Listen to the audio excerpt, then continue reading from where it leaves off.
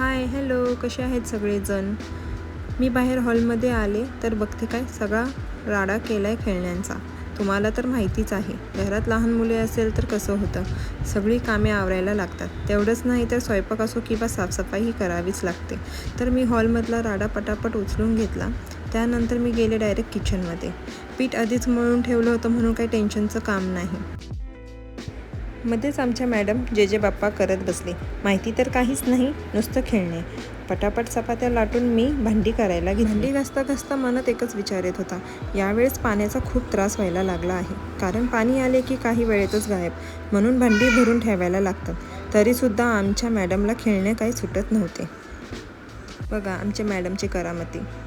ती खेळण्यात बिझी आहे त्यावर मी माझे पटापट काम उरकून घेते. पटकन तांदूळ साफ करायला घेतलं. ते साफ करून झाल्यानंतर मी इथं भात लावायला घेतला. भात लावून झालं की परत मी किचन साफ करायला घेतलं.